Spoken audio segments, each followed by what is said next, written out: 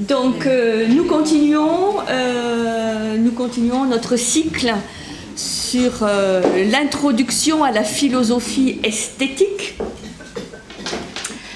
Nous avons vu déjà le modèle classique, le modèle classique, donc pour se remettre un petit peu dans le bain, pour les nouveaux qui arrivent.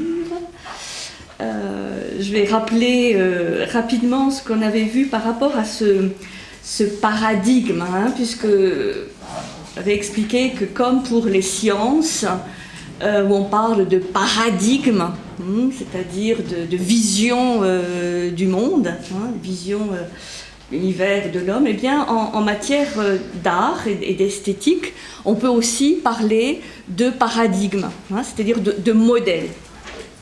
Et donc on avait vu qu'un paradigme ou un modèle dans ce domaine de l'art pouvait se décliner, pouvait se comprendre à travers une grille composée de 5 critères, histoire de se donner quelques points de repère. Ces 5 critères, c'est la localisation du beau, où se trouve le beau. Et donc on avait vu que dans le modèle classique, eh bien, le beau, il est dans l'essence de l'être, et pas dans le monde sensible. Le beau est dans le monde intelligible, et pas dans le monde sensible. Par rapport à la définition du beau, dans le modèle classique, le beau se définit comme un principe métaphysique.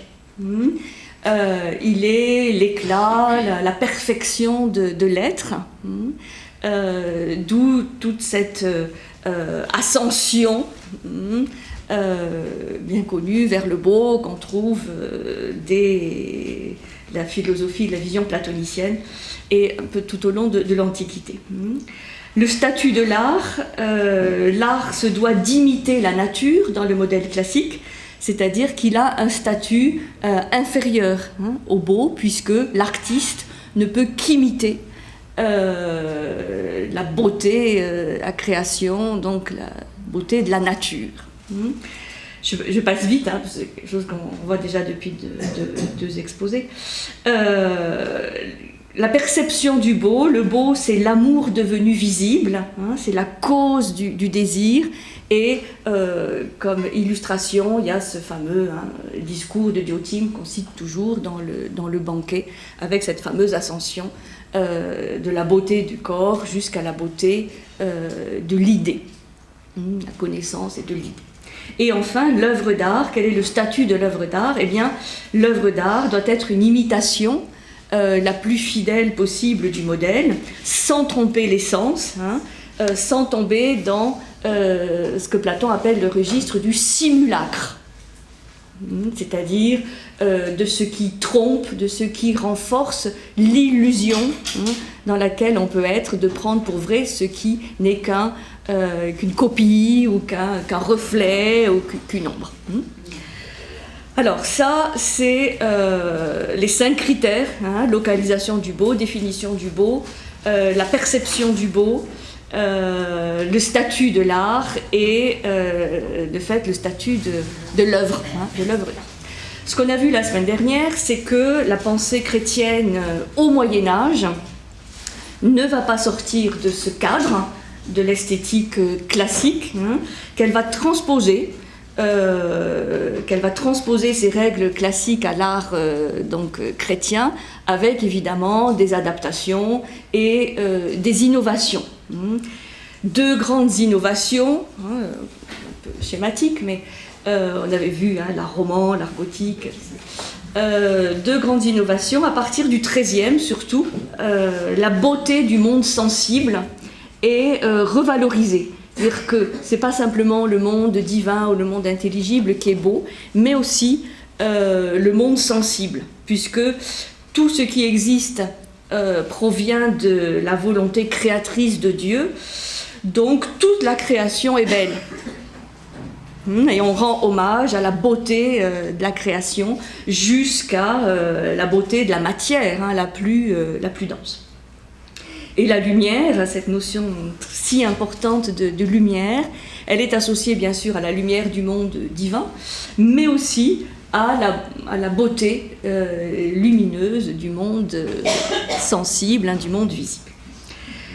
L'autre grande innovation, bien entendu, c'est la notion de l'art divin, c'est-à-dire que l'acte créateur de Dieu devient le modèle de l'activité de l'artiste.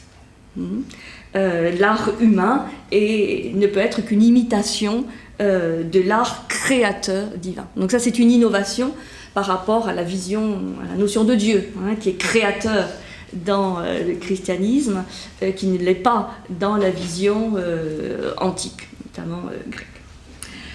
Alors ensuite, à la Renaissance, c'était la fin de l'exposé de la semaine dernière, on a de nouveau la continuité du modèle classique, puisqu'on a l'idéal d'un art exemplaire qui cherche l'excellence, qui cherche la perfection quelque part, et l'art de la Renaissance exprime la foi dans une unité du monde, avec cette fameuse idée si chère à la Renaissance, une conciliation des contraires.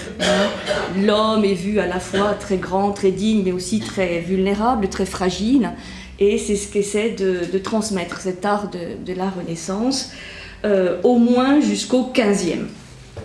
Donc les artistes de la Renaissance qu'on avait cités, Botticelli, Raphaël, Léonard, Vinci et d'autres, sont des artistes à la fois très, très nourris hein, de philosophie, de pensée métaphysique. Ils sont aussi très créatifs, très imaginatifs, mais aussi ils témoignent de cette pensée et de cette recherche toujours en équilibre, hein, un équilibre un peu instable. Donc c'est des artistes qui aussi essaient de passer dans leurs œuvres ce tiraillement de l'être, ces contradictions de l'être, donc en étant parfois un tout petit peu, pas forcément torturés, mais disons peut-être inquiets, hein, ou sentant vraiment cette fragilité, cette vulnérabilité de l'être humain. Ce qui n'empêche qu'il recherche toujours une expression qui reflète l'harmonie du monde, l'harmonie humaine, avec cette pureté, cette fraîcheur, cette noblesse, mais aussi cette gravité parfois des visages et des corps qu'on voit dans la peinture. Donc tout ce qu'on a vu la semaine dernière est valable à peu près jusqu'au XVe. Bon, c'est toujours très difficile hein, de mettre des dates précises, mais enfin, disons, à peu près jusqu'au XVe siècle. Qu'est-ce qui se passe au XVIe siècle ? Eh bien, c'est que la Renaissance est secouée par un certain nombre de crises politiques et religieuses. Donc là, je vais faire un petit détour avant d'enchaîner sur notre sujet d'aujourd'hui, qui est la crise des Lumières et le modèle de Kant. Faire un petit détour par un peu d'histoire de l'art. Je ne suis pas une spécialiste de l'histoire de l'art, mais quelques repères pour comprendre comment cette crise des Lumières au XVIIIe va être préparée, hein, en quelque sorte, par ce qui se passe au XVIe et XVIIe siècle. Donc, crise politique et religieuse très grave, la plus brutale aboutit au sac de Rome hein, en 1527 et à la domination des Habsbourg. C'est une crise à la fois politique et religieuse, puisque la réforme va jouer un rôle important. La réforme va révéler l'antagonisme qui existe entre l'Italie, hein, qui est le siège de ce qu'on appelle la Renaissance, Renaissance italienne, donc entre l'Italie et les pays du Nord. C'est la raison pour laquelle l'Église va mettre en place le vaste programme de la contre-réforme pour essayer de retrouver une autorité qui est largement contestée. Et c'est là où il y a quelque chose qui est très intéressant par rapport à l'art, c'est que va éclater une querelle, la querelle des images. Puisque la mentalité nordique, donc très touchée par la réforme protestante, voit dans l'image ou la représentation des mystères divins un obstacle, une barrière pour saisir le véritable esprit religieux. Et cette mentalité nordique de réforme veut revenir à une plus grande pureté des œuvres d'art pour agir de manière plus directe sur les âmes. Donc il y a une suspicion, une très grande méfiance vis-à-vis de tout ce qui est représentation, imagerie, notamment des mystères divins. Et donc, cette diffusion de la Renaissance hors d'Italie va amener une cassure. Cette diffusion va aviver les tensions nord-sud, et la France notamment est le théâtre de violences tout à fait effroyables. Bon, on cite toujours le massacre de la Saint-Barthélemy, mais il y a bien d'autres moments de violence. Certain Étienne Pasquier dit même à ce moment-là, où le huguenot est le maître, le huguenot, le protestant, là où il est le maître, il ruine toutes les images, démolit les sépulcres, enlève tous les biens sacrés voués aux églises. Puisque dans la réforme protestante, il y a le souci d'une pureté, d'une rigueur, d'une absence d'image, pas d'image de saint, il n'y a pas de culte marial évidemment, et donc évidemment il y a un dépouillement qui est recherché, puisque l'image est vue comme un support possible d'une idolâtrie, et d'adorer davantage l'image que ce qu'elle représente. C'est la raison pour laquelle, dans un temple protestant, en général, vous avez, maintenant il y a une croix et rien d'autre, comme ornementation. Et donc, face à cette crise très, très grave, l'Église va prendre le contre-pied, pas simplement une contre-réforme, mais va vouloir renforcer le rôle de l'image.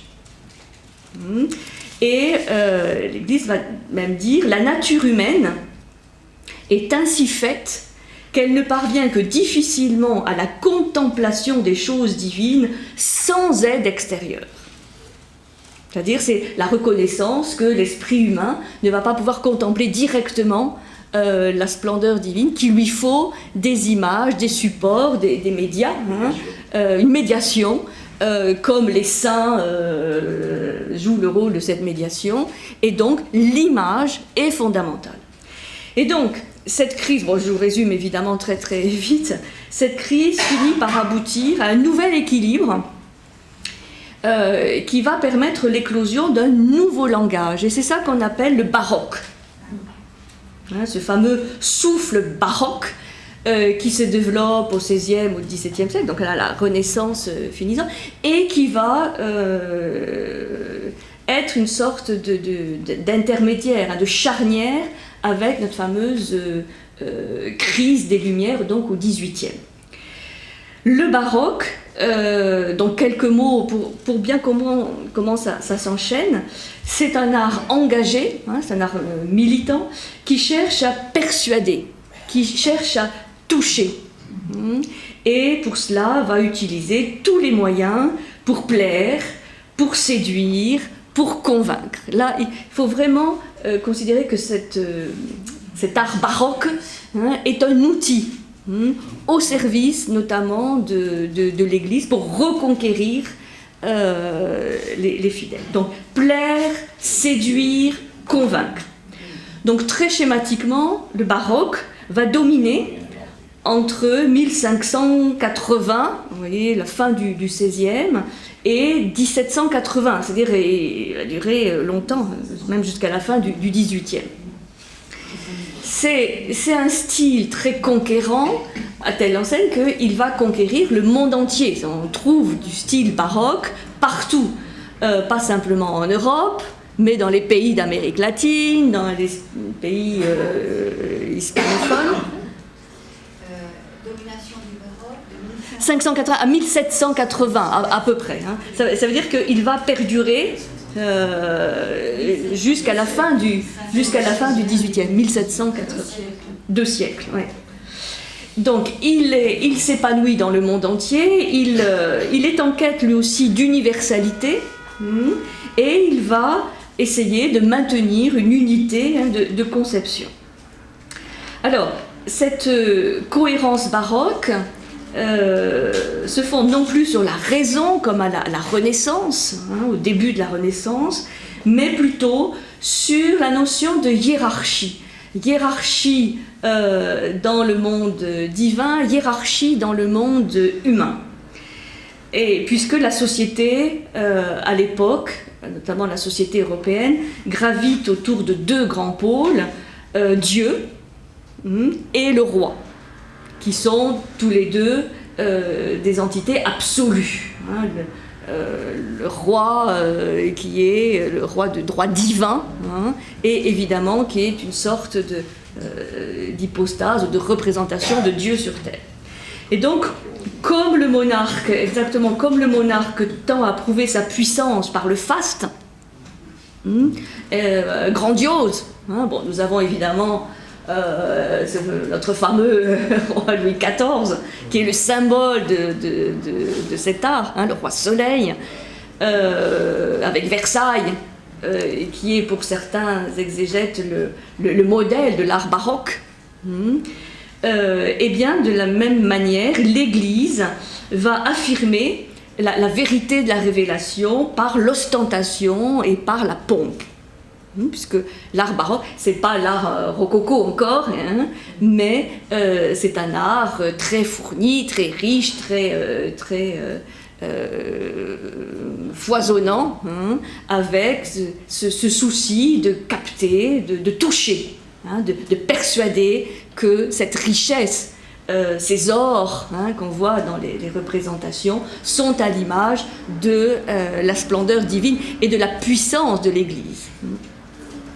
Et donc cet art baroque, en tout cas l'art religieux, fait entrevoir les félicités célestes, le bonheur céleste, dans des décors débordants de luxe et d'imagination qu'elle demande aux artistes. Bon, ça c'est vrai chez nous, c'est vrai aussi, vous avez déjà visité des églises sur le continent, en Espagne, et sur le continent l'Amérique latine, au Mexique, au Pérou. Il n'y a pas un vide, il n'y a pas un espace vide, et tout est recouvert d'or, vraiment dans débordement de richesse. Donc l'art, évidemment, ne s'adresse plus seulement à la raison, mais au sens. Le baroque, on dit, enivre d'émotion et de passion. Le but, c'est de toucher l'émotion, la passion de celui qui... Alors, je vais vous donner une anecdote amusante, puisqu'elle peut nous toucher en tant que Marseillais, puisque lorsque la fameuse statue de Milon de Crotone, vous savez, de notre sculpteur, architecte Puget, qu'on peut voir au cours d'Estienne d'Or, voilà la copie. Lorsque cette statue a été inaugurée, au moment où l'on tire le voile qui cache la statue de l'athlète antique, qui se fait dévorer par un lion, il y a une dame qui s'écrie « Ah, le pauvre homme !» et elle s'évanouit. Bon, c'est une anecdote qui n'a l'intérêt que de l'anecdote, mais pour montrer que c'est ça que cherche le baroque.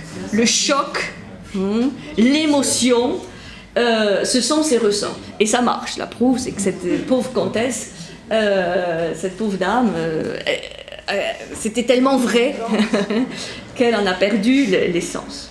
Donc, il y a aussi une création, une discipline qui suffit à faire comprendre l'esprit baroque, c'est le théâtre et surtout l'opéra. Puisque ça devient le lieu fondamental de la vie sociale qui influence toutes les autres créations. Donc le théâtre, l'opéra proposent des spectacles souvent allégoriques, et on sait que c'est notre Louis XIV qui va même fonder l'Académie de danse, que lui-même mène la danse, confère ce très beau film Le Roi danse, vous avez peut-être vu, où là on voit le roi lui-même menait le quadrille, menait le ballet. Et la vie, on peut dire que la vie de cour est elle-même un théâtre, avec tous ces hommes, femmes perruqués, poudrés. C'est une mise en scène, avec toutes les petites histoires liées. C'est du spectacle, déjà. Donc, il y a ce souffle baroque est très important. Et malgré tout, on voit que l'art reste en grande partie soumis aux règles classiques, puisque, pour reprendre cet exemple de la danse à la cour de Louis XIV, mais aussi les musiques de Lully, Couperin, Rameau, obéissent aux règles classiques, d'unité, de simplicité, de clarté, d'une certaine rigueur. Un autre exemple de ces règles classiques qui perdurent, c'est Boileau. Boileau qui, dans son art poétique, va les transposer au monde de la tragédie, en disant qu'il faut unité. Unité de temps, unité de lieu, unité d'action, bon, vous connaissez ça par cœur, les 3 unités, une 4e parfois, unité de caractère, c'est-à-dire qu'il y a cette recherche d'unité, donc pas de complications, qui ferait disparaître cette unité. Donc, vous voyez, c'est assez paradoxal. D'un côté, il y a un foisonnement, un débordement d'images, et en même temps, il y a des règles classiques qui continuent. Puisque le baroque, c'est aussi l'allégorie, l'exagération, la métaphore. C'est à ce moment-là qu'on assiste à une prolifération des monuments funéraires dans les églises, ce qui n'existait absolument pas avant, ou beaucoup moins, et avec tout un ensemble de représentations un peu qui éveillent le pathos, le sentiment de tristesse ou de tragique dans les monuments religieux. Et donc cette sculpture, toutes ces représentations vont déployer cette magnificence, mais aussi démontrer la prééminence de l'image de l'homme dans la création. C'est-à-dire l'homme et la représentation humaine commencent à prendre les devants pour montrer que au sein de la création, l'homme est prééminent. Et ceci est important comme évolution pour nous amener à l'élément du 18e.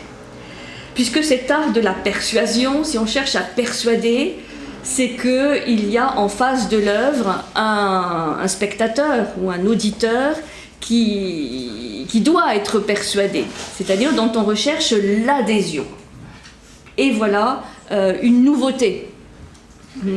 C'est-à-dire que il faut convaincre, donc on cherche l'adhésion du spectateur. C'est pour ça que le choc, l'émotion, suppose qu'il y ait une distance minimale entre l'œuvre et celui qui la reçoit. Et donc ça, c'est bon, très rapidement, cette évolution qui se passe entre le 16e, le 17e, et qui va amener donc à notre fameux 18e, donc les Lumières, avec cette fameuse crise, que j'appelle la crise des Lumières. Bon. Voilà, un petit rappel très très rapide pour comprendre comment se situe le baroque à la fin de la Renaissance, pour nous amener à, en tout cas pour l'instant encore avec un point d'interrogation, est-ce que les Lumières vont pouvoir faire naître, créer un nouveau paradigme qui supplante le modèle classique. Ça, c'est la grande question. Alors, la crise des Lumières. Donc, on va voir la crise des Lumières et puis le modèle de critique de Kant. Donc là, ça sera un petit peu plus abstrait que la semaine dernière, puisque Kant, bon, on étudie Kant un peu comme en peinture, par couches superposées, parce que c'est quand même pas très évident. On a vu la critique de la raison pure il y a quelque temps. Bon, là, on va s'intéresser plus à la critique de la faculté de juger, mais l'œuvre de Kant est incontournable quand même quand on s'intéresse au beau et à l'art. Alors, qu'est-ce que c'est que la crise des Lumières ? de manière générale, puisque ça ne touche pas simplement l'esthétique ou le domaine de l'art. Hein. Dans l'histoire des idées et de la philosophie, le XVIIIe se caractérise par une certaine prétention, quand même, c'est pas ça au sens péjoratif du terme, mais une certaine volonté intellectuelle. Il y a cette volonté d'inaugurer le début d'une nouvelle ère dans l'évolution de l'humanité, et le XVIIIe pense qu'il peut représenter un progrès décisif pour l'esprit humain. Il y a cette prétention à s'identifier avec les Lumières, donc une étape de maturité de l'humanité. Vous vous rappelez la fameuse définition des Lumières par Kant, justement, qui est le premier à définir cet esprit de lumière, donc de vouloir se débarrasser d'un esprit de tutelle, et de pouvoir penser par soi-même en faisant un peu table rase de ce qui a pu être pensé avant.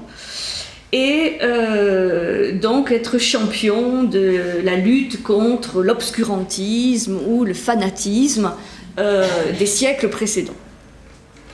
Et donc c'est surtout à partir de 1750 que la philosophie des Lumières va se penser elle-même comme une volonté de rupture et une tentative vraiment de renouvellement. En tout cas, cette date de 1750, vous vous rappelez, c'est la date où on a ce fameux ouvrage de Baumgarten sur l'esthétique. Sur le plan de l'art, on ressent la nécessité de dépasser les limites imposées par le classicisme français du siècle de Louis XIV.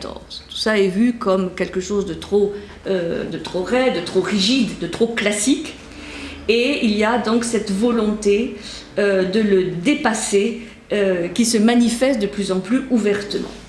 Donc c'est une crise dans le domaine de l'art, mais en réalité c'est une crise beaucoup plus profonde. Ça que je voudrais faire comprendre, c'est que c'est pas simplement une crise esthétique ou une crise artistique, c'est une crise métaphysique. Puisque ce qui est en question, c'est pas simplement la dernière en date des versions du modèle classique, mais c'est bien l'ensemble des principes fondateurs. Ce qui est en cause, c'est la matrice conceptuelle héritée de la philosophie grecque. C'est une remise en question profonde du modèle classique. Pas simplement dans ce qu'il a pu donner dans le domaine artistique, mais une remise en cause métaphysique profonde de cette matrice conceptuelle. Et donc on peut dire que le siècle des Lumières fait l'expérience de l'épuisement du modèle classique. Mais vous voyez, comme quoi il faut attendre le XVIIIe siècle pour arriver à une sorte d'essoufflement ou d'épuisement de ce modèle classique en tant que paradigme profond qui nous vient donc de l'Antiquité, le 4e, 5e siècle avant notre ère, jusque, vous voyez, avec des variantes et des crises et des interrogations, mais grosso modo, il va durer jusqu'au 18e. Et donc, par contre, avec le 18e siècle, c'est l'épuisement, c'est la fin de ce modèle, et pour des raisons probablement plus profondes qu'il en a lui-même conscience. Et c'est une hypothèse, mais disons, je la soumets à questionnement, c'est sans doute pour avoir été incapable de prendre la mesure de cette profondeur, cette gravité de la crise, et pour l'avoir interprétée peut-être de manière un peu trop superficielle, que ce siècle des Lumières ne parviendra pas à proposer un nouveau modèle esthétique. Et comme on le verra, c'est Kant qui, lui, proposera un nouveau modèle, qu'on va appeler le modèle critique, puisque Kant est champion des critiques, critique de la raison pure, critique de la raison pratique, critique de l'art de juger. Et ce qui est paradoxal, c'est que ce modèle critique va être quand même associé en grande partie à son nom et à son nom seul, mais on essaiera de comprendre pourquoi. Mais son grand mérite, c'est qu'il va quelque part préparer le modèle qui va faire suite, le seul modèle qui va faire suite au modèle classique, qui est le modèle romantique. Donc,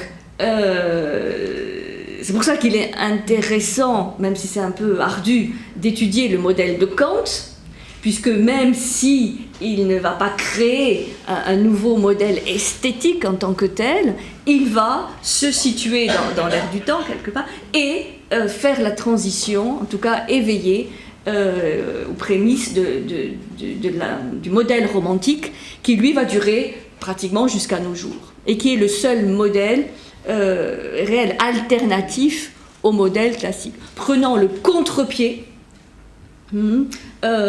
pratiquement toutes les valeurs ou les critères du modèle classique. Donc, pour dire que cette crise des Lumières, c'est une crise artistique, c'est une crise esthétique, mais c'est avant tout une crise métaphysique. On est à la recherche d'un nouveau modèle, de nouveaux fondements.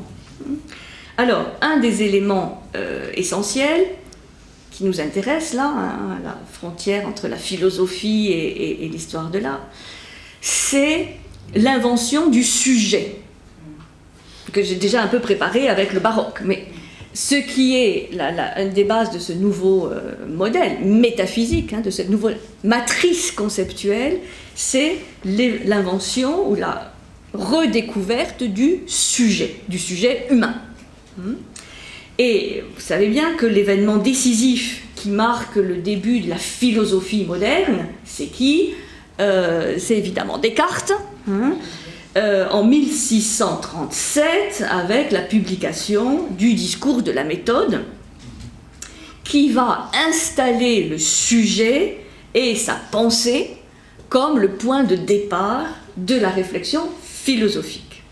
Le je pense comme donc je suis, cogito ergo sum, je pense donc je suis. Bon, il fait couler tellement d'encre depuis le moment où Descartes l'écrit, est quand même essentiel puisqu'il pose l'existence du je pense comme la certitude première de la pensée et de l'existence du sujet. C'est-à-dire on peut douter de tout, puisque le doute cartésien est quand même essentiel, on peut douter de tout, sauf du fait que l'on pense.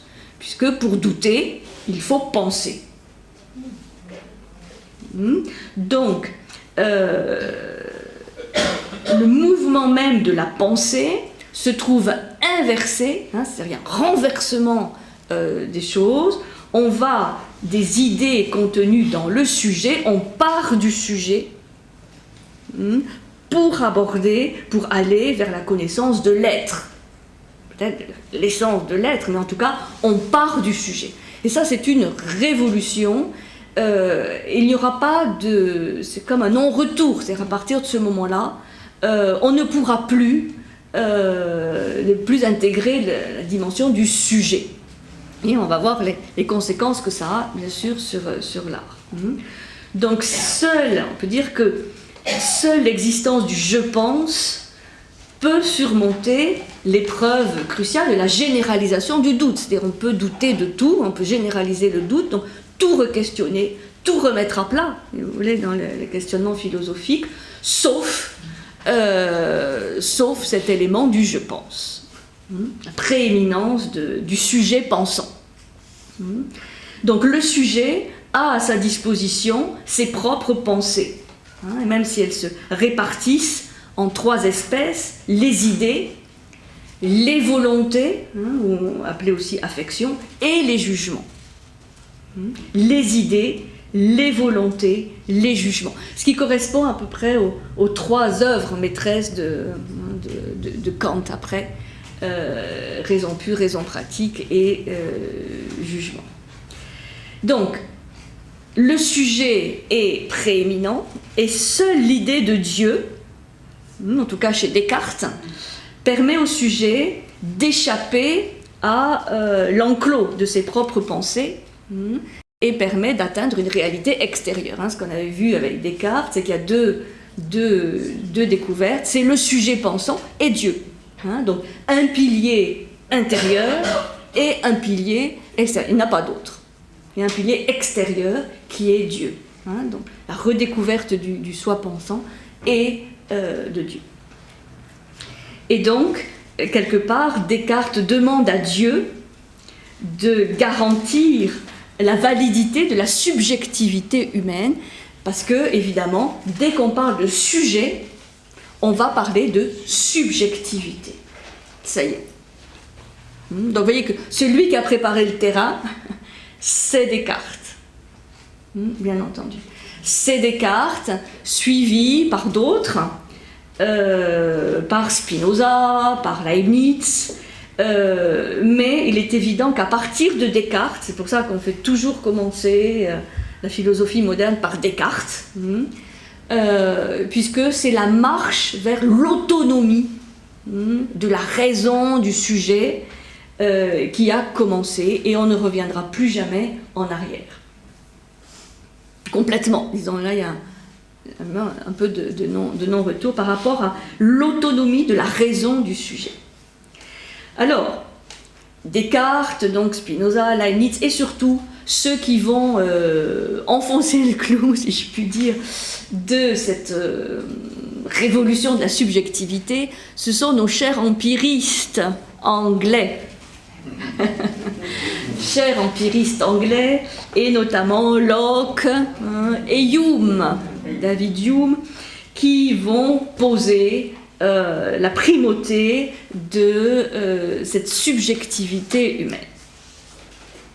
Donc, qu'est-ce qu'on peut dire? C'est que cette métaphysique du sujet, cette métaphysique du sujet humain, c'est-à-dire celui qui pense, celui qui ressent, celui qui agit, remplace la métaphysique de l'essence de l'être. Si on veut dire ça très schématiquement, la métaphysique de l'être, de l'essence de l'être, qui est le fondement du modèle classique, est remplacée par la métaphysique du sujet. Alors évidemment, chez Kant, là c'est un sujet extrêmement épuré, transcendantal, mais quand même, c'est le sujet. Et cette substitution d'une métaphysique à une autre est la trame de fond de toutes les querelles qui vont se développer, de toutes les controverses philosophiques qui vont se développer au siècle des Lumières. Et on peut dire que c'est dans la vision du beau et de l'art que cette transformation va être la plus évidente. Je vais vous citer un cartésien qui est dès 1715, un certain Jean-Pierre de Crouzat, qui a écrit un traité du beau, explique déjà que la beauté est quelque chose de relatif au jugement du sujet. C'est-à-dire subjectivité, donc relativisme. La beauté est quelque chose de relatif au jugement du sujet. Et ça va pratiquement plus nous quitter. Jusqu'à, évidemment, aujourd'hui. Comme nous disait Lucienne, il y a 15 jours, ce qui est beau, c'est ce qui me plaît. Voilà. En acceptant que pour un autre, ça sera autre chose, parce qu'il ne va pas être sensible. Même chose. Alors voilà ce que dit Jean-Pierre de Crouzat.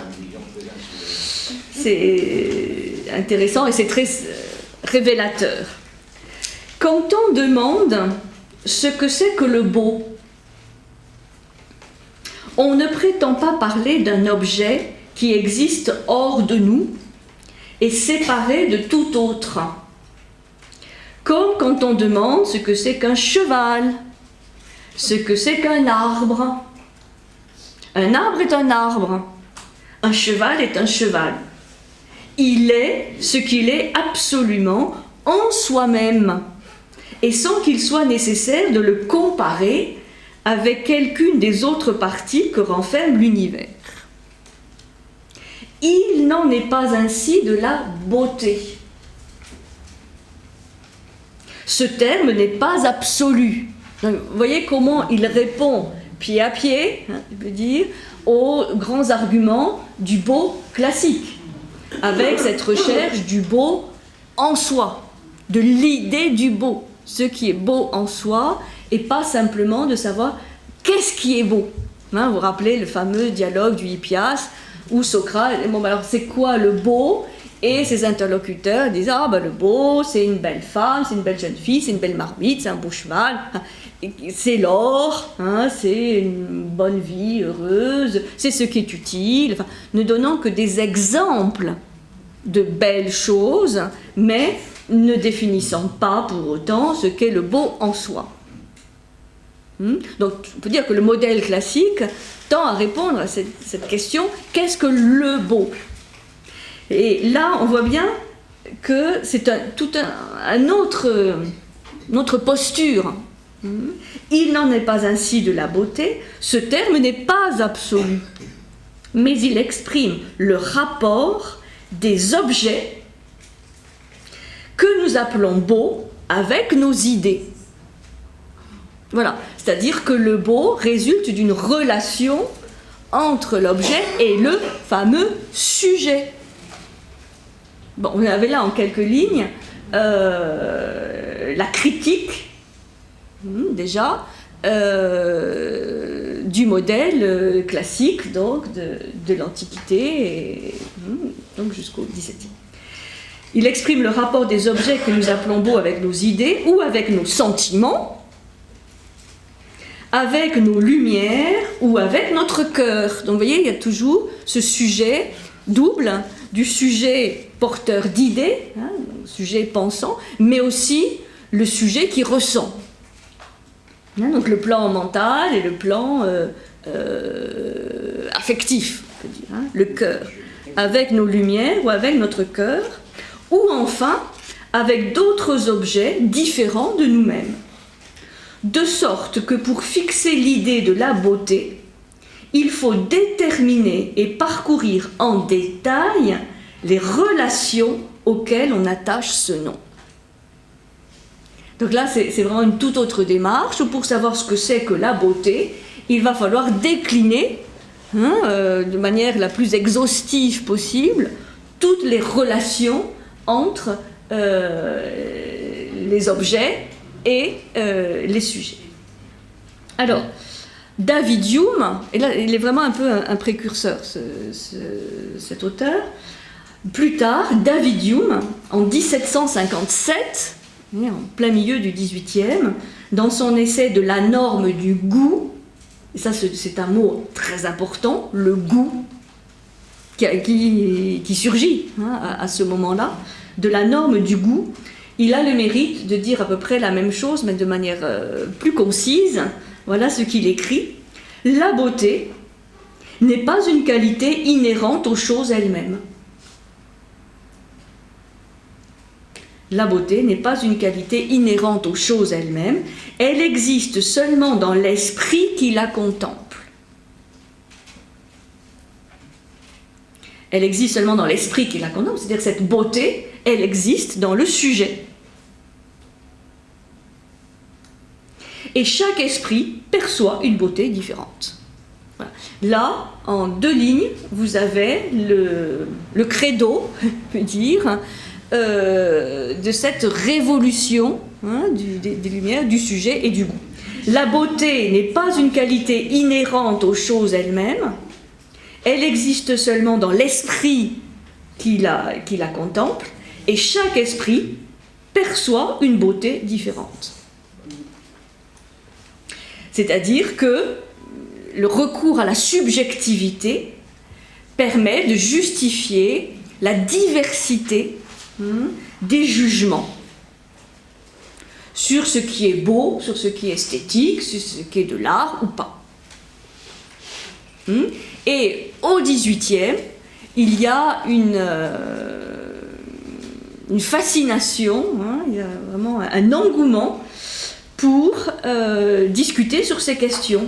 Le XVIIIe siècle, c'est le siècle des salons, des académies, des gazettes, et où on décline sans fin cette diversité irréductible des goûts. Et chacun y va de son jugement sur ce qui vaut la peine, sur ce qui est beau, sur ce qui est à bannir, à proscrire. C'est la toute-puissance du jugement particulier, du jugement subjectif, du jugement relatif. Là... Je m'excuse, mais là on touche à la sensibilité aussi. Le beau touche les sens. Bien sûr. La sensibilité, souvent visuelle, parfois auditive, un beau morceau de musique. Oui. Et donc quand on entend par exemple un très beau morceau de musique, le public réuni généralement apprécie unanimement.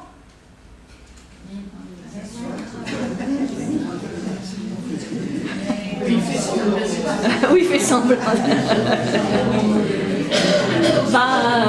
Oui et non, vous savez, il y a beaucoup d'œuvres musicales ou de représentations qui ont été jouées, qui ont été applaudies et sifflées en même temps. Il n'y a pas forcément une unanimité. Il y a la mode. Bien sûr. Mais il y a aussi cette subjectivité du goût qui fera que quelqu'un appréciera et le voisin non. Alors bien sûr, après, il y a les phénomènes de mode, les phénomènes de cours. Il est évident que si vous voyez justement les phénomènes de cours, même déjà à Louis XIV, il faut penser, il faut ressentir comme le roi. Donc si le roi n'apprécie pas, il est de mauvais ton de dire moi c'est quelque chose que j'apprécie. Donc il y a tout un phénomène aussi de mode, d'apparence, de goût. Mais la subjectivité du goût, c'est cette relativité du goût, elle est essentielle pour comprendre que chaque sujet est différent, on va avoir une sensibilité différente, et donc autant, c'est à partir de là on dit des goûts et des couleurs, on ne discute pas. Donc parfois il peut y avoir unanimité, mais ça peut être une unanimité de façade, une unanimité voulue, sociale, et parfois il y a une unanimité réelle, et dans ce cas-là c'est ce que Kant justement va essayer de déceler et d'expliquer pourquoi effectivement parfois il y a une unanimité. Il y a une universalité de ce que les gens trouvent beau, correspond à un goût qui serait universel. Mais on n'en est pas encore là. Là, c'est vraiment la révolution du goût et de la subjectivité. Donc, pour l'instant, on met plus l'accent sur la diversité des goûts que sur une éventuelle universalité, unanimité des jugements. C'est le début de l'individualisme, en quelque sorte. Disons que l'invention du sujet... oui, d'une certaine manière, c'est ça, c'est l'antichambre de mettre le sujet en tant qu'individu, effectivement, au centre de la perception. Donc c'est pour ça que là il y a vraiment, même si ensuite on va revenir à des périodes plus néoclassiques, etc., mais il y a un point de non-retour. C'est-à-dire que en plus que de devenir un sujet favori, l'art dans les salons, le relativisme esthétique se trouve fondé. Le relativisme esthétique se trouve fondé par toutes ces traités, ces œuvres philosophiques. Donc la beauté se trouve dépossédée de son essence et sont justifiés tous les désaccords en matière de goût, sachant que une opinion ne peut pas prévaloir sur une autre. Toutes les opinions se justifient. Donc, le 18e va mettre un terme à la localisation classique du beau dans l'être, dans l'essence de l'être, pour le placer dans le sujet. C'est pour ça qu'il y a vraiment là un changement profond. Il y a une coupure.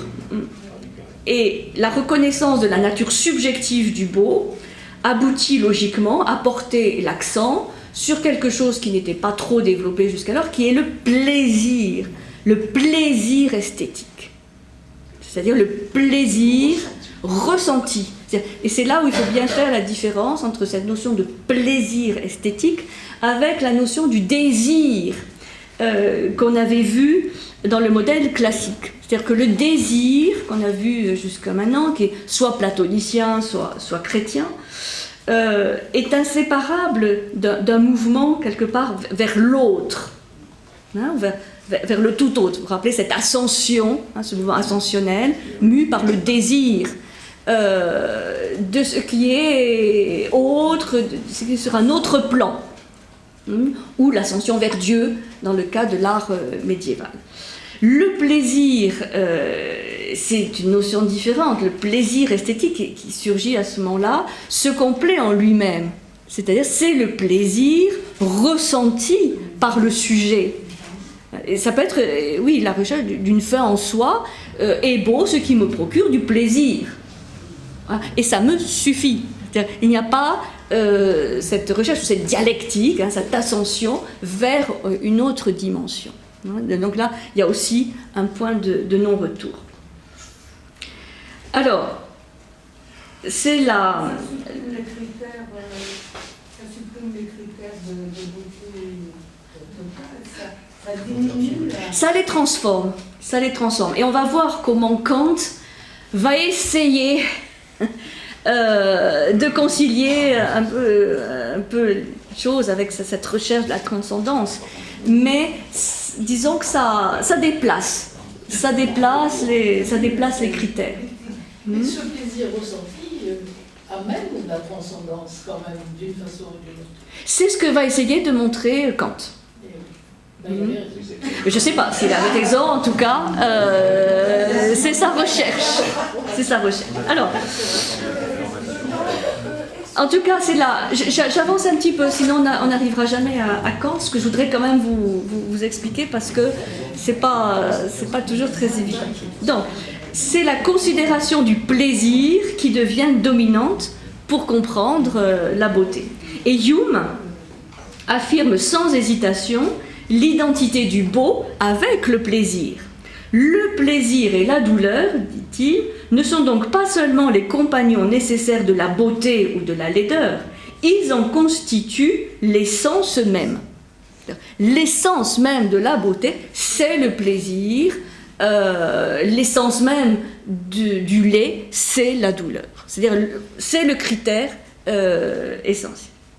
Et c'est appuyé par la fameuse œuvre donc, de Baumgarten, l'esthétique, qui défend la possibilité d'une science du sensible. L'esthétique, dit-il, est la science de la connaissance sensible. Aesthesis, hein, c'est la sensation. Donc est esthétique ou artistique ce qui émeut, ce qui touche les sens.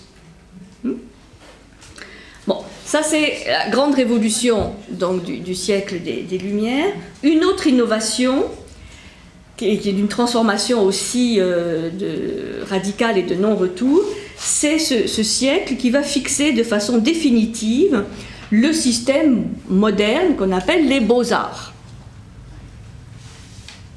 Les beaux-arts. Une notion qui n'existait pas avant, puisque jusqu'au XVIIIe, on reste avec cette fameuse distinction, hein, très ancienne, des arts libéraux et des arts mécaniques, où il y avait vraiment une sorte de hiérarchie hein, entre les arts libéraux les plus nobles hein, et puis les arts mécaniques, hein, vous vous rappelez, où il y avait même la sculpture, l'architecture, tous ces arts un peu considérés mineurs. À partir du XVIIIe, c'est les beaux-arts, c'est-à-dire qui supplantent l'ancienne division et qui met tous les arts sur un pied d'égalité. Donc que ce soit la dialectique, la rhétorique, la poésie, l'éloquence, l'architecture, la sculpture, la peinture, tous ces arts sont des beaux-arts. Ça, c'est une révolution qu'apporte le XVIIIe, cette fixation du système des beaux-arts. Alors, ce qui est intéressant, et peut-être paradoxal, c'est que cette émergence donc, du goût, de la subjectivité, elle est essentielle, et pourtant, elle ne va pas engendrer un nouveau modèle. Il y a des critères qui se transforment, bien entendu, mais on ne va pas pouvoir parler d'un nouveau paradigme ou d'un nouveau modèle esthétique. puisque, comme je disais, c'est une crise, pas simplement des formes, hein, mais c'est une crise métaphysique, et donc il va falloir attendre l'émergence d'une réelle alternative métaphysique pour qu'on puisse parler d'un nouveau paradigme. Et pour ça, il va donc falloir attendre Kant. Pour pouvoir parler d'un véritable paradigme, c'est-à-dire avec une réflexion métaphysique qui puisse supplanter le modèle classique. Il n'a pas suffi de remplacer l'essence de l'être par le sujet, hein, et la subjectivité du goût, pour fonder, avec nos 5 critères essentiels, un nouveau schéma, hein, une nouvelle matrice. Ça aurait pu, mais probablement cette crise métaphysique n'a pas été perçue sur le moment, en tout cas dans sa profondeur. C'est pour ça que Kant apparaît comme celui qui va fonder, créer, concevoir un nouveau modèle, qu'on va appeler le modèle critique, puisqu'il va essayer de répondre à tous les critères, et on verra qu'effectivement son modèle, même s'il est assez abstrait, répond aux 5 critères et propose une alternative pour les 5 critères. Jusqu'alors, on était dans une réaction, hein, dans une remise en cause, mais pas véritablement le fondement d'un nouveau paradigme. Vous voyez, c'est pas aussi évident de créer un nouveau modèle, un nouveau paradigme, une nouvelle matrice conceptuelle. C'est pas quelque chose de superficiel, c'est quelque chose vraiment de profond. Et c'est intéressant parce que c'est le questionnement qu'on peut avoir aujourd'hui, hein, par rapport à l'art contemporain. Est-ce qu'on est à la fin d'un paradigme, d'un modèle? Est-ce qu'on voit le germe d'un nouveau paradigme qui pourrait engendrer, féconder ce nouveau paradigme? Et peut-être le modèle de Kant, justement, qui peut paraître un peu abstrait, un peu complexe, il n'est pas exclu qu'on y revienne quelque part pour reféconder ou être à l'origine peut-être d'un nouveau paradigme, dont on ne voit pas encore trop les contours, mais qui pourrait peut-être voir le jour au XXIe ou XXIIe siècle. Peut-être. Alors, cet événement donc fondateur, eh bien, il apparaît en 1790 avec la parution de la 3e critique de Kant, la critique de la faculté de juger, dont Marc nous fera un résumé dans un mois, puisqu'il a eu le courage de l'attaquer, cette critique de la faculté de juger. C'est la dernière œuvre maîtresse de Kant, et qui, quelque part, va faire qui est un peu l'aboutissement des 2 premières critiques. La critique de la raison pure et la critique de la raison pratique. Et vous verrez, dans ce qu'il va écrire dans cette 3e critique, il y a des références aux 2 premières. Donc, j'en viens maintenant, je vais simplement l'introduire et puis on va faire la pause. Le modèle critique de Kant, c'est un tournant absolument capital, soudain et quand même assez définitif. Soudain parce qu'il n'est pas possible de lui trouver de véritables précurseurs, c'est pas simplement le prolongement, hein, de la vision de Descartes ou de Leibniz ou de Spinoza, c'est autre chose, c'est vraiment une autre réflexion, et c'est définitif puisque il va proposer un schéma alternatif, radicalement différent du modèle classique, et il va reformuler entièrement la problématique héritée du modèle classique. Alors, comme je disais, il va préparer et en même temps, il va être éclipsé, enfin, c'est les 2 en même temps, il va préparer le modèle romantique et il va être éclipsé par le modèle romantique, puisque le modèle romantique va se développer très vite, notamment en Allemagne, et avec des philosophes, disons, allemands. Et c'est ce modèle-là qui va éclore, va apporter un nouveau souffle et qui va renverser les postures du modèle classique. Mais je pense qu'il faut rendre à Kant ce qui appartient à Kant avec cette œuvre maîtresse de la critique, la faculté de juger. Si on considère l'œuvre de Kant dans son ensemble, il est certain que la beauté et l'art y occupent une place déterminante. Déterminante. C'est pas tout à fait l'image qu'on peut avoir de Kant, mais la réflexion sur le beau, sur l'art, est essentielle. Et c'est dans cette troisième œuvre, et comme on verra à la fin, sa réflexion sur le sublime, l'analytique du sublime, qui va quand même faire date. Alors, on va faire la pause maintenant. Nous attaquons le modèle de Kant. Là, on rentre dans le vif du sujet.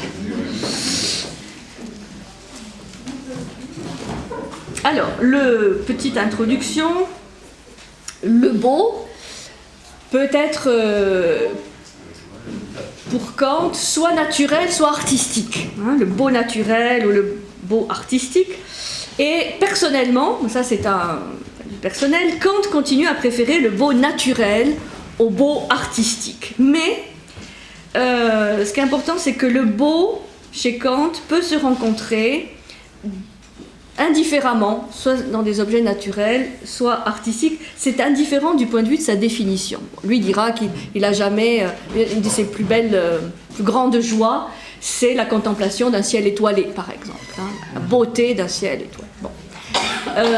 Mais par rapport à la définition du beau, que ce soit du beau naturel ou du beau artistique, c'est égal. Donc définir le beau, ça sera plus déterminer des caractéristiques objectives, mais remonter, ça c'est important, à la nature du jugement esthétique émis par le sujet. C'est-à-dire, on reste avec notre sujet et c'est s'interroger sur la source ou la nature du jugement esthétique émis par le sujet. C'est-à-dire que cette réflexion sur le beau renvoie à l'état d'esprit du sujet, qui exprime une opinion, un goût, c'est beau, c'est pas beau. C'est pourquoi la question « qu'est-ce que le beau ?» se formule chez Kant par « qu'est-ce que je veux dire quand j'affirme qu'une chose est belle ?» Vous voyez la différence avec le modèle classique, où on cherchait une définition objective du beau. Là, c'est une recherche du beau subjectif, c'est-à-dire où on renvoie à l'identité du sujet, qui exprime donc un jugement critique, la faculté de juger. Donc, ça renvoie à l'état d'esprit du sujet. Qu'est-ce que je veux dire quand j'affirme qu'une chose est belle ? Et il va reprendre ce que vous allez adorer, c'est-à-dire les 4 critères qu'on trouve dans la critique de la raison pure. Youpi! Ah, on avait étudié la critique de la raison pure, alors ça c'est un grand moment, avec les catégories de l'entendement et les types de jugement. Je ne vais pas vous demander de répéter, mais les 4 définitions du beau que Kant va donner, il va les ordonner, il va les organiser selon les 4 grands critères qui sont mis en évidence dans la critique de la raison pure, qui sont la qualité, la quantité, la relation et la modalité. C'est qualité, quantité, relation, modalité. C'est ce qui va donner chez Kant les 12 catégories de l'entendement et les 12 types de jugement. Ça, c'est pour... Ils ont expliqué comment l'entendement humain est structuré. Vous voyez comment il aborde le problème de la subjectivité. Là, on n'est plus tellement dans le ressenti, mais dans ce qui fonde le jugement esthétique. Mais vous allez voir, il y a quand même des choses compréhensibles, intéressantes. Alors, la qualité. Premier critère, la qualité, qui nous amène à la première définition du beau. Peut être dit beau, ce qui est l'objet d'un plaisir désintéressé. Donc ça, vous pouvez noter les définitions, parce que c'est des sources de grande réflexion. Peut être dit beau, et donc est beau, on peut dire de quelque chose qu'elle est belle, quand elle est l'objet d'un plaisir, vous voyez, d'un plaisir désintéressé.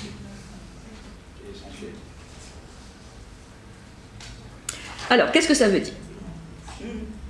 Lorsque nous voulons savoir si une chose est belle, nous ne devons porter aucune attention à son existence ou à sa possession.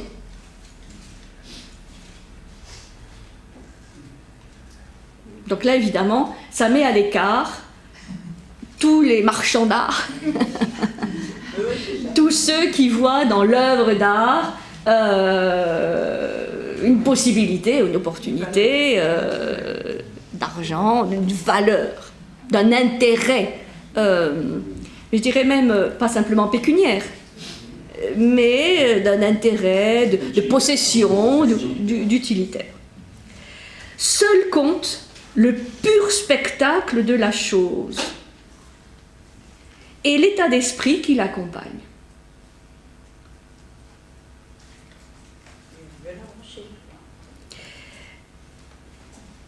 C'est pourquoi la satisfaction esthétique est l'unique satisfaction libre, et on va revenir sur cette notion de liberté, puisqu'il n'y a pas d'attachement, il n'y a pas d'intérêt, donc on peut vraiment être un spectateur ou un auditeur libre, dans cette idée du plaisir désintéressé. Mon jugement n'est contraint par aucun intérêt.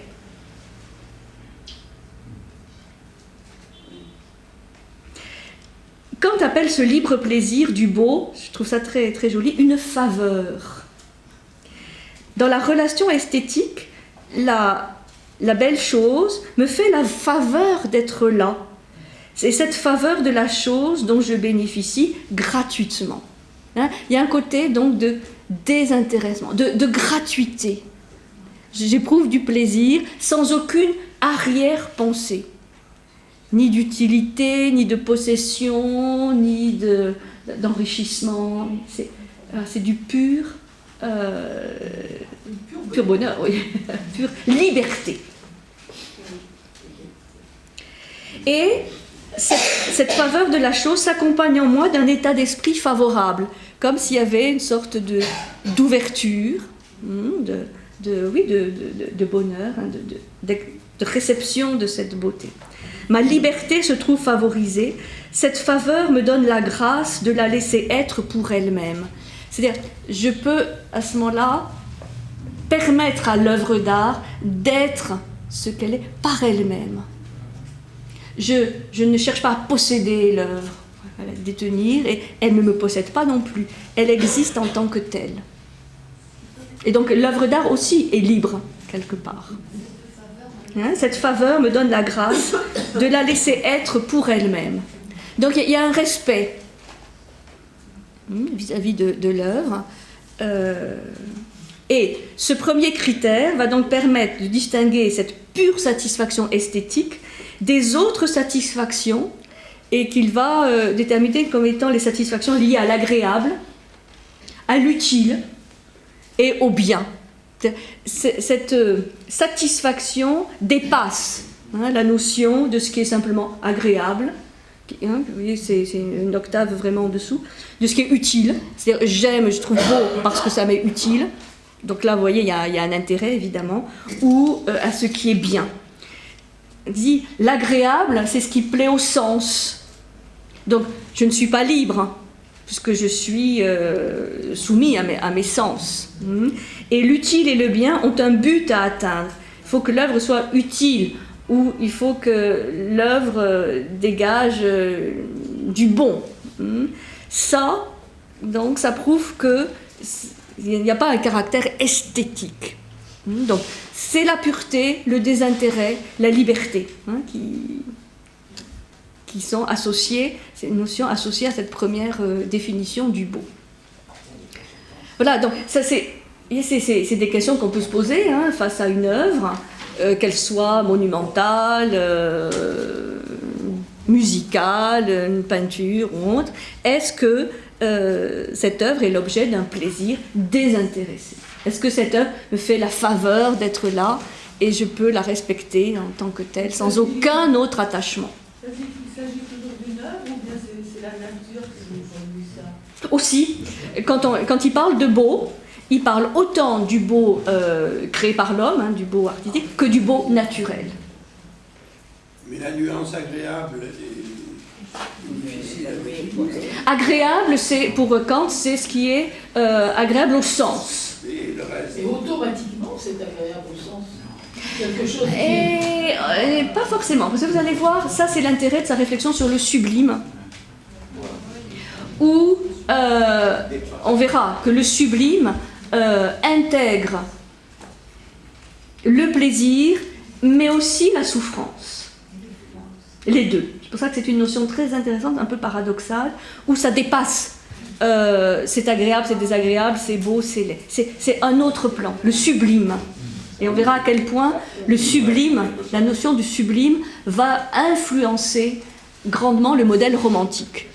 Puisque le modèle romantique va être à la recherche du sublime.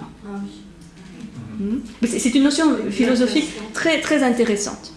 Alors, deuxième recherche de définition, bon ça c'était la qualité. La quantité, alors ça c'est la phrase, la définition peut-être la plus connue, liée donc au domaine de la quantité, c'est est beau, ce qui plaît universellement, sans concept. Est beau, ce qui plaît universellement, sans concept. Donc là, il y a des choses intéressantes. Universellement, sans concept. C'est-à-dire, quand on juge un objet beau, on veut dire que, quelque part, il plaît à tout le monde. Et... au moins, posons-nous la question. Hein? Tu veux bien? Bon, merci. Donc, il y a ce côté d'universalité. Évidemment, il va dire un jugement esthétique peut être plus ou moins bien fondé, tout comme un jugement de connaissance peut être vrai ou faux. Mais le jugement esthétique a la prétention de valoir pour tout le monde. Donc là, on a un critère d'universalité. Pourquoi? Eh bien parce que, pour Kant, le sujet humain est structuré de la même manière, quelle que soit la période historique, quel que soit le lieu géographique. La structure mentale, affective, et avec des variantes. Mais justement, si on cherche, si on s'interroge sur ce qu'est le beau, eh bien, ça doit répondre à ce critère d'universalité. Donc, ce qui est beau est ce qui plaît, où il y a ce plaisir désintéressé, partagé par tous. Ça réfléchit. L'autre élément qui est complexe aussi, c'est sans concept. Pour Kant, qui est à l'origine de plein de concepts, c'est quand même important de dire qu'il définit le beau par ce qui plaît universellement sans concept. C'est-à-dire, et c'est là où il va distinguer le jugement esthétique du jugement de connaissance. Un jugement de connaissance, pour définir ce qui est vrai, ce qui est faux, a besoin de concepts. Un jugement esthétique, non. le fondement du jugement esthétique est subjectif et donc il s'identifie à un certain état d'esprit qu'il suppose universel, mais qui ne passe pas par le concept. C'est-à-dire, on n'a pas besoin de concept, on n'a pas besoin de faire appel aux catégories de l'entendement pour savoir ce qui est beau de ce qui ne l'est pas. C'est-à-dire, il y a une sorte d'évidence du beau qui n'intègre pas, qui ne sollicite pas la réflexion. C'est-à-dire, on n'a pas besoin de se demander pendant 1 heure si un tableau est beau ou pas. Il y a une sorte d'immédiateté, sans concept, au-delà du concept, qui fait que oui, c'est beau. Et ce plaisir, cette sensation esthétique est partagée partout. Il y a une sorte d'unanimité. Même pas un exemple, par exemple. Oui, parce que ça aiderait. Le ciel étoilé. Pour lui, disons, c'est l'expérience personnelle, mais ce qu'il pense être un des exemples les mieux partagés. Il veut dire, qui n'est pas ému, qui ne ressent pas ce plaisir désintéressé, au-delà de tout concept, dire ah bah tiens, le ciel étoilé c'est beau parce qu'il y a des étoiles, il y a des constellations. Non, il y a une immédiateté, il y a une évidence que tout être humain peut naturellement être ému par la vision d'un ciel étoilé. Est-ce que ça peut exister au niveau de l'art? Oui, bien sûr. De l'art aussi. Oui. Oui. Oui. C'est pour ça, lui, il dit bien, personnellement, d'un point de vue personnel, je préfère le beau naturel au beau artistique. Mais il s'interdit de faire cette distinction dans sa recherche. Donc, ceci peut être aussi associé au beau artistique. Oui, oui. Et on peut chercher des exemples d'œuvres qui sont unanimement en dehors de tout intérêt marchand, pécuniaire, c'est partiel. À voir. Non mais...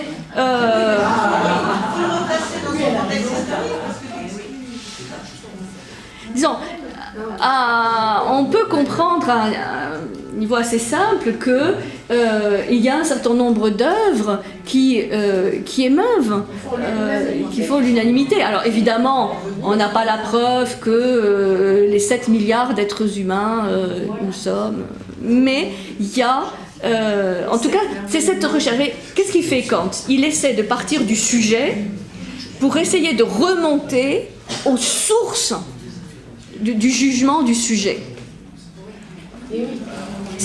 N'oublions pas que c'est un idéaliste transcendantal. Donc après, c'est des sources de réflexion. Et il essaie de trouver des éléments qui soient universels et atemporels. Troisième critère, qui est encore plus complexe. Encore plus complexe. Troisième, c'est le critère de la relation. Donc là, on a vu la qualité, la quantité. La relation. Alors là, il faut s'accrocher un petit peu. La beauté est la forme de la finalité d'un objet. La beauté est la forme de la finalité d'un objet.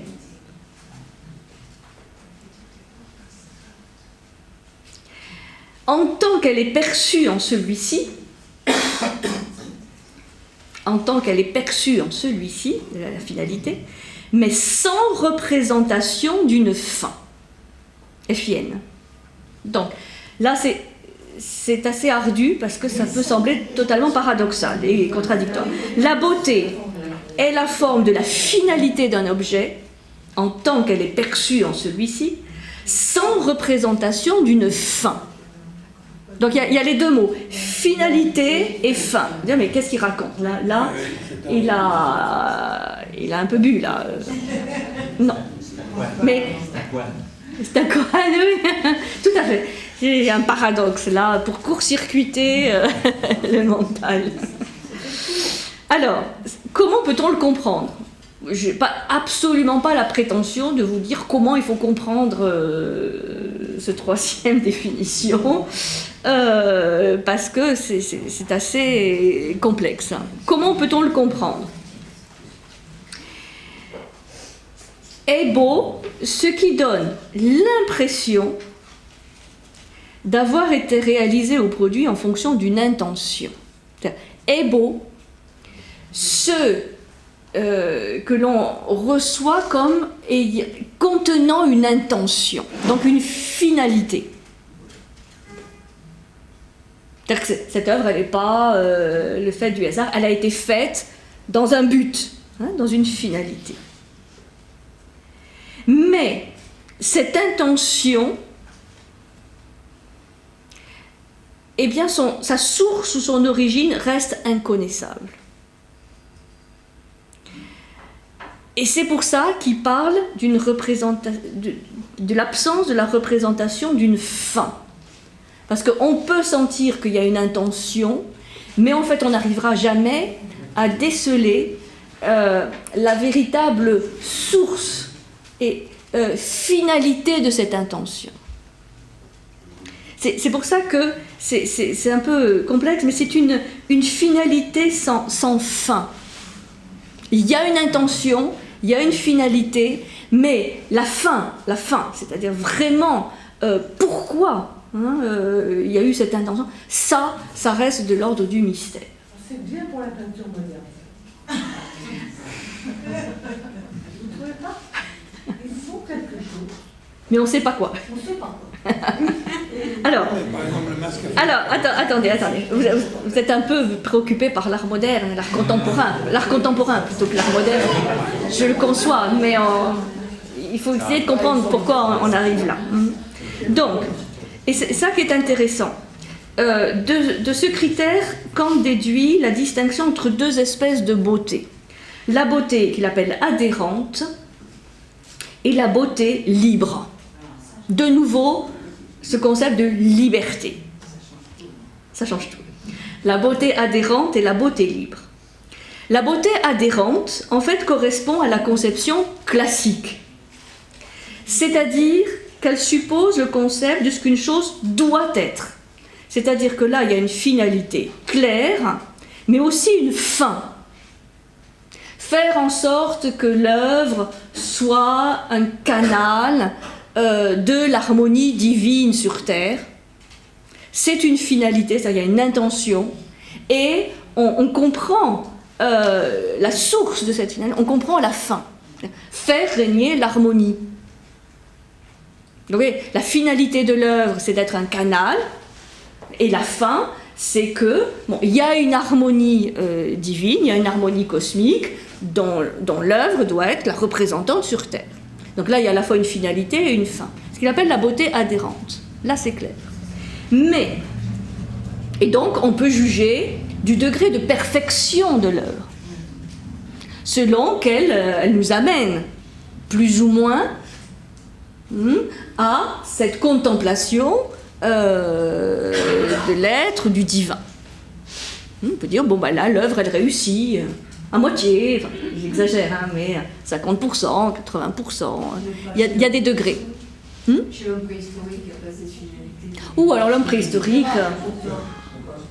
Il y a quand même des peintures rupestres. Alors, je vais vous dire, il y a aujourd'hui une révolution complète qui est en train de s'opérer sur la compréhension de l'art rupestre, de l'art pariétal, de l'art des grottes, justement. Donc, je ne m'aventurerai pas sur ce sujet qui est absolument passionnant, mais on est en train de revoir beaucoup de jugements. C'est pas simplement de l'art totémique, de l'art de la chasse. Il y a probablement un sens très très profond, mais qui va aussi avec la revalorisation de ce qu'est l'homme préhistorique, par rapport à sa capacité d'imaginer. Donc, là, c'est un sujet qui nous éloigne un peu de temps, mais très intéressant. Donc, dans cette beauté adhérente, qui prend le modèle classique, il y a finalité et fin. Mais la beauté libre, au contraire, ne présuppose aucun concept de ce que l'objet doit être. Voilà, c'est ça que ça veut dire. Il n'y a pas de représentation d'une fin. La beauté libre ne présuppose aucun concept de ce que l'objet doit être. C'est-à-dire, on conçoit qu'il y a une intention de l'artiste. Mais ce que l'objet en tant que tel doit être, c'est-à-dire sa fin, là, il n'y a pas. Il y a une intention. C'est-à-dire, voilà, il y a une intention, parce qu'on ne peut pas penser que l'artiste a fait ça de manière... Mais il y a donc une finalité, une intention, si vous voulez, mais on est incapable de déceler la fin. En général, finalité et fin, on le conçoit comme des synonymes. Hein. C'est pour ça que là, c'est un peu plus subtil. Il y a une finalité, donc on va dire intention, mais il n'y a pas la représentation d'une fin. C'est-à-dire que l'œuvre plaît immédiatement par elle-même, sans qu'on puisse lui accorder une signification précise ou de trouver une fin. Alors, il va donner un exemple très, très, très simple. Beaucoup d'oiseaux, le perroquet, le colibri, l'oiseau de paradis, une foule de crustacés marins, vous voyez, là c'est des exemples de la beauté naturelle, sont en eux-mêmes des beautés qui ne se rapportent à aucun objet déterminé quant à sa fin par des concepts, mais qui plaisent librement et pour elles-mêmes. Alors, ça se discute. C'est-à-dire, s'ils existent, ces oiseaux, ces crustacés, c'est peut-être avec une intention, une finalité, mais aussi, peut-être, en tout cas, c'est une fin qui, en grande partie, nous échappe. Ça, c'est vraiment intéressant par rapport au questionnement sur la diversité de la création. Pourquoi une telle diversité ? Justement, à quelle fin, à quelle finalité cela obéit ? Donc, pour lui, il n'y a pas de fin. Alors, ça c'est la beauté de la nature. Ainsi, aussi les dessins à la grecque. Vous savez, les Grecs. Les rinceaux pour les encadrements ou des papiers peints ne signifient rien en eux-mêmes. Bon, ça c'est son opinion. Ça peut se discuter. Ils ne représentent rien, aucun objet sous un concept déterminé et sont de libre beauté.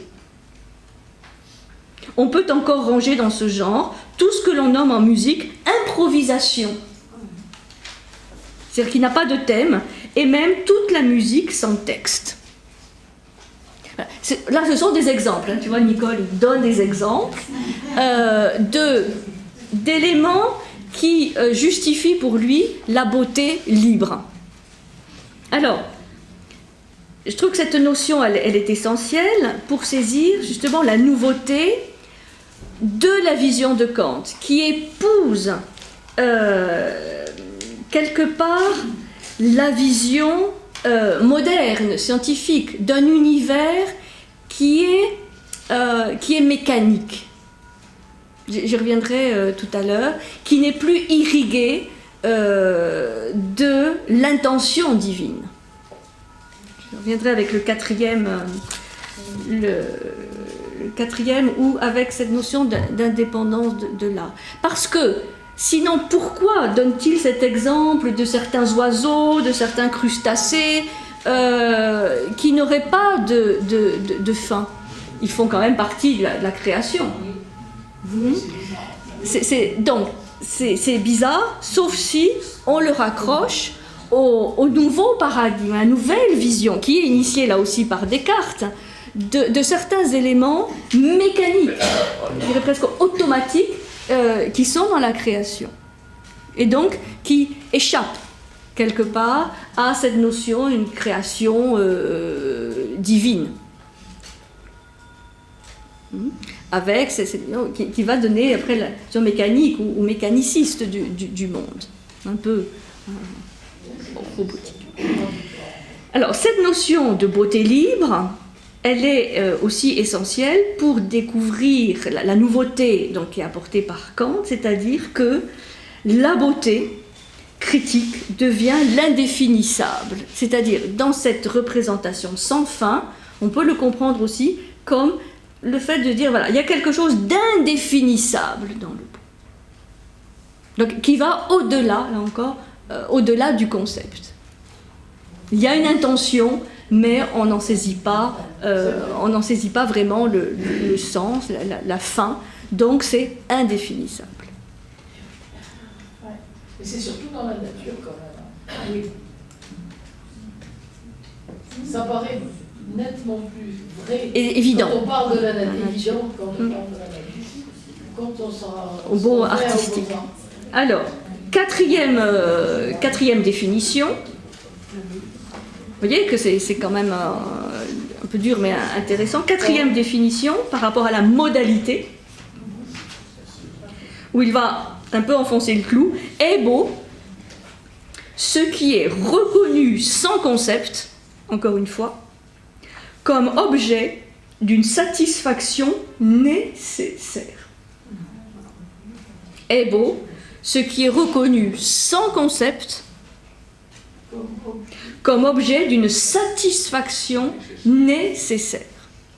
Et donc là, on retrouve la même interrogation, le même paradoxe qu'avec la notion d'universalité, avec la notion de nécessité. Objet d'une satisfaction nécessaire. C'est-à-dire que le jugement esthétique prétend à la nécessité comme il prétend à l'universalité. Satisfaction nécessaire, ça veut dire que il y a une sorte d'obligation de trouver cet objet beau. Donc ce beau, il est universel, mais il est nécessaire, comme s'il y avait disons pas d'autre possibilité que cette œuvre dégage de la beauté. Une satisfaction nécessaire. Ce qui est nécessaire est l'opposé de ce qu'on dit en philosophie contingent, c'est-à-dire ce qui est nécessaire, c'est ce qui arrive, et de toute façon ça ne peut pas arriver autrement, que ce qui est contingent, c'est-à-dire qui peut arriver, mais qui aussi peut ne pas arriver.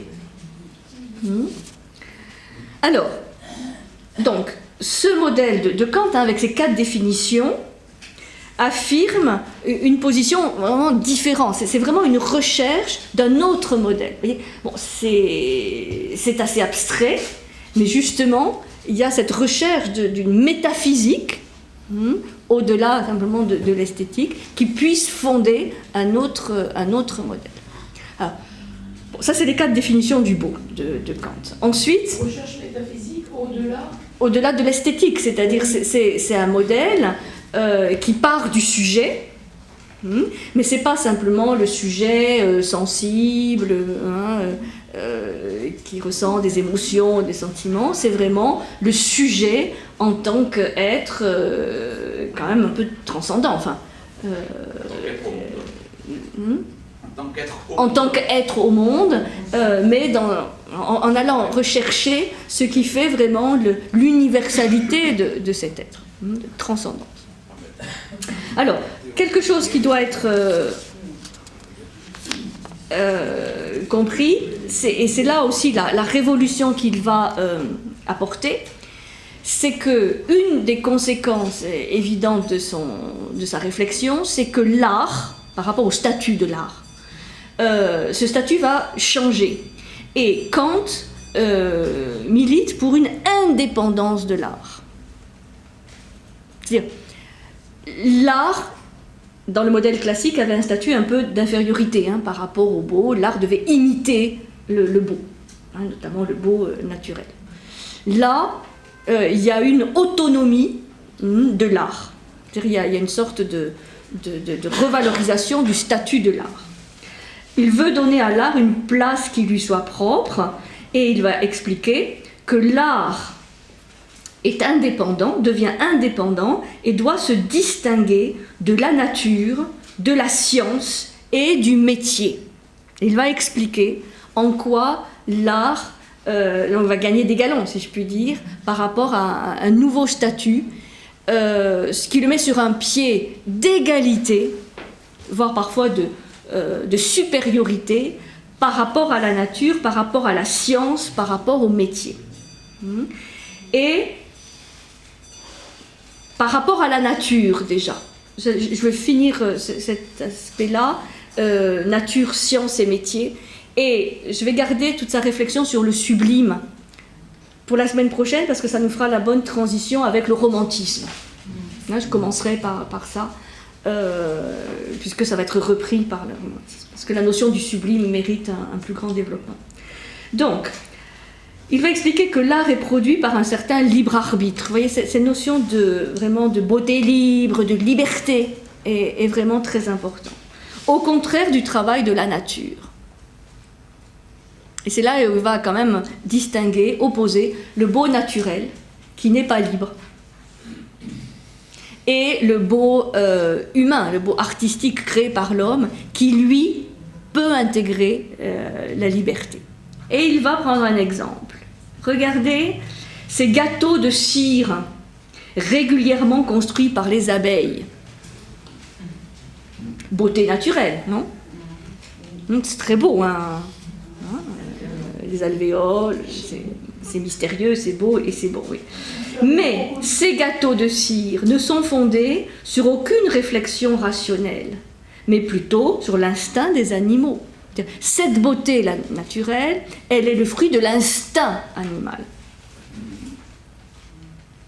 Et donc, cette beauté naturelle, elle est inférieure à la beauté créée par l'homme, qui lui va y mettre la raison et sa propre liberté. L'abeille, elle n'a pas de liberté.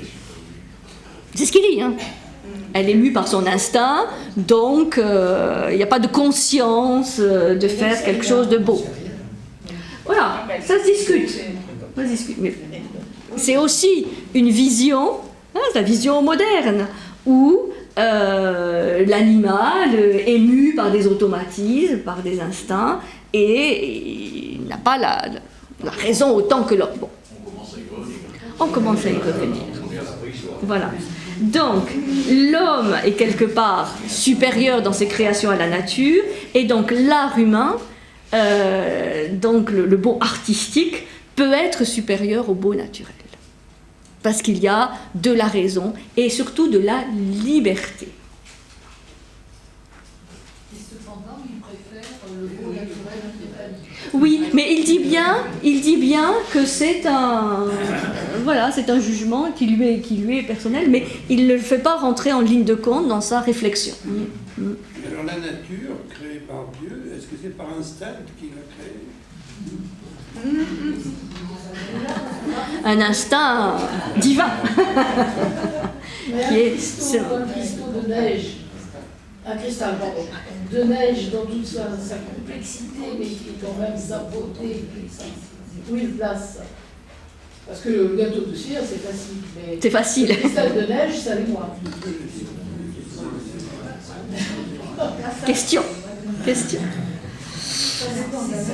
Donc, ce que je disais aussi tout à l'heure, c'est que ce fondement de la différence entre l'art humain et l'art naturel se trouve dans cette opposition qui est moderne entre la liberté de l'homme et le mécanisme comme cause productrice de l'univers. C'est-à-dire que le cristal de neige, la beauté de l'étoile, n'est plus autant vue comme une production divine. D'où la fameuse questionnement. Bon, mais si c'est tellement bien réglé, où est l'horloger, quoi, hein? Mais il y a justement dans cette image de l'horloger quand même cette vision d'une mécanique, d'un mécanisme, qui fait quelque part que le monde est comme ça, il n'a pas pu être autrement en fonction de cette mécanique, divine ou pas, mais il n'y a pas cette notion de libre arbitre qui est l'apanage de l'être humain, de l'homme. Et ça, c'est une vision. C'est la vision moderne, hein, et que Kant reprend un petit peu à son compte. Donc, la nature, c'est pour ça que la nature qui est réduite, qui peut peut parfois être réduite au mécanisme sans finalité. C'est pour ça qu'il y a ces crustacés, il y a ces oiseaux dont on se demande pourquoi ils sont là. La nature ne peut plus être le modèle de l'art. Et là, il y a une rupture totale avec le modèle classique, où l'art ne pouvait être que l'imitation de la nature. Une mimésis de la nature, une imitation de la nature. Là, c'est fini. La nature, puisqu'elle elle n'est pas le fruit d'une volonté d'harmonie divine, d'une harmonie du monde intelligible. Il y a un déplacement, comme dit Émile. Le déplacement, c'est que le centre du monde devient le sujet, devient l'homme, et de fait, il y a une désacralisation de la nature. Je termine simplement avec les deux autres arguments. L'art doit être distingué de la science, puisque dans le cas de l'art, on peut savoir théoriquement comment faire, on peut avoir un savoir théorique, et ne pas parvenir à le faire en pratique.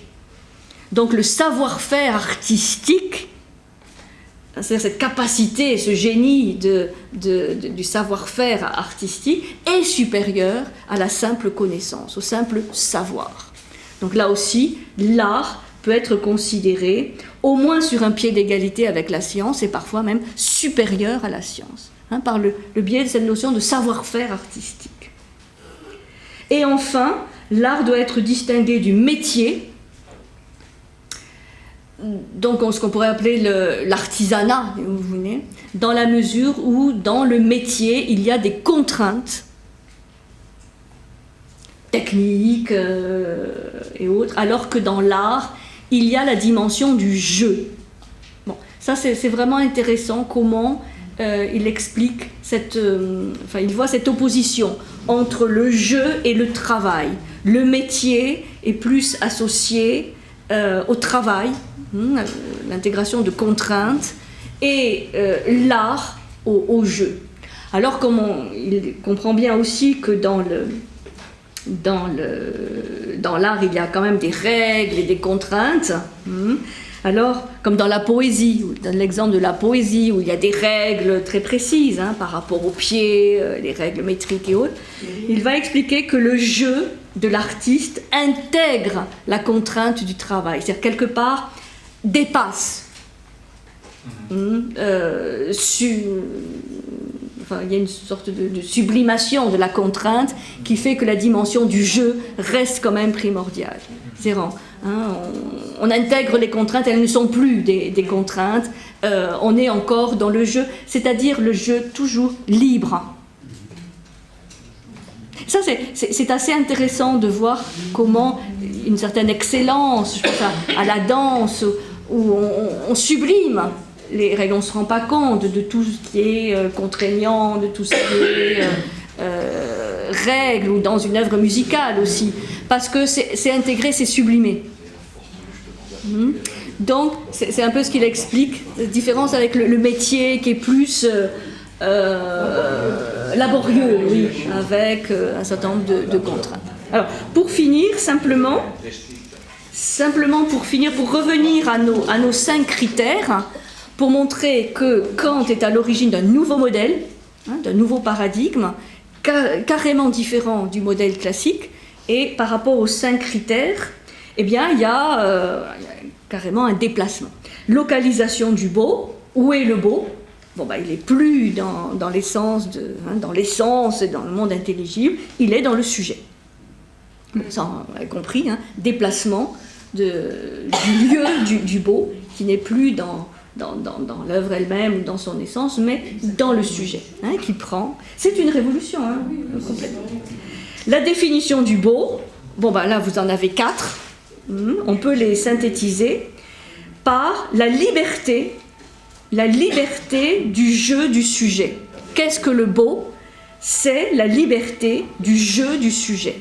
Donc, liberté, le jeu, le sujet. C'est pour ça, on s'interrogera là-dessus, est-ce que ce modèle ne pourrait pas être à l'origine d'une rénovation ou peut-être même de la création d'un nouveau paradigme qui remplacerait le modèle romantique qui va gagner à partir de Kant. Donc le beau est dans le sujet, le beau c'est la liberté du jeu du sujet, le statut de l'art, eh bien l'art est indépendant et il n'est plus inférieur, il peut être sur un pied d'égalité, voire supérieur au beau naturel, à la science. Donc là, il y a vraiment une revalorisation du statut du beau, en tant que tel, et de l'art. L'appréhension du beau, comment le beau est ressenti, c'est le sentiment du plaisir pur. Donc le plaisir pur, c'est-à-dire le plaisir désintéressé, on a vu, plaisir pur, désintéressé, sans concept. Et enfin, l'œuvre d'art, le statut de l'œuvre d'art, de la production, eh bien, c'est pouvoir produire des formes libres. C'est-à-dire ne pas être soumis à la simple règle de l'imitation, mais de pouvoir exprimer toute la liberté du sujet dans des formes constamment renouvelées. Vous voyez, c'est quand même très puissant comme modèle. Et donc c'est pour ça qu'on peut parler vraiment d'un modèle critique où il y a, pour la première fois, une profonde réflexion sur le beau et l'art d'un tout autre point de vue que le modèle classique. Et pourquoi il n'y a pas eu vraiment de pérennité, parce que ce modèle il est associé à Kant et qu'à Kant, peut-être parce que c'est quand même un peu abstrait, c'est un peu cette recherche de l'absolu, de transcendance, c'est tout à son honneur, mais c'est pas forcément évident de le décliner en modèle esthétique, et surtout parce que, et ça c'est aussi sa réflexion sur le sublime, donc on verra la prochaine fois, va être immédiatement récupérée, enfin reprise par le mouvement et le modèle romantique. Et ça c'est ce qu'on verra, c'est pas une innovation complète, puisque dès l'Antiquité, il y a la notion du sublime. L'Antiquité a cette notion du sublime, elle est même définie par certains comme étant cette capacité d'élever l'âme humaine, et il y a déjà ce paradoxe de la fascination et en même temps de la peur que peut provoquer ce sublime, tellement c'est puissant. Donc ce qui est très intéressant, c'est de voir que dans ses réflexions sur le sublime, il va reprendre des éléments de Longin ou d'autres, des réflexions antiques, mais différemment, c'est-à-dire que ce paradoxe de l'élévation, du fascinant et du terrifiant va devenir le plaisir et la souffrance. C'est plus dans le beau, ça. C'est plus dans le beau. La fascination. Le sublime. Le sublime, il peut être affreux. Voilà, alors, c'est-à-dire, c'est justement, c'est ce qui est intéressant dans cette notion, c'est qu'il dépasse, il sublime, oui, puisqu'il nous amène à la limite. Justement de ce qui est beau et de ce qui peut terrifier, donc ce qu'on peut appeler laid, mais qui est sur un autre plan. Voilà, ça me rappelle ce qu'on dit à propos du sacré, qui est à la fois fascinant, c'est très mince, c'était fascinant parce qu'il y a une attraction et en même temps il y a une peur. Ça, c'est la définition antique du sublime. Il y a la fascination et la peur, attraction et rejet. Ce que Kant va expliquer comme étant le sublime, c'est un peu différent. C'est ce qui est source de plaisir, mais aussi de peine, de souffrance. Mais c'est une autre définition, mais qu'il va se réapproprier. Et c'est intéressant de voir comment les romantiques vont à leur tour récupérer cette notion du sublime en faisant du sublime la recherche presque exclusive de l'œuvre d'art. On doit, d'où la notion du génie qu'on va trouver à l'époque dans le modèle romantique. L'artiste doit être un génie. Torturé, tourmenté, bon, et c'est là où on comprend mieux les œuvres poétiques, par exemple, les romantiques, ou la musique romantique qui va exalter cette notion du sujet, mais alors cette fois qui doit toucher au sublime. Et sinon, rien. Vous voyez ? Donc, voilà. Là, c'est intéressant. Cette réflexion du sublime.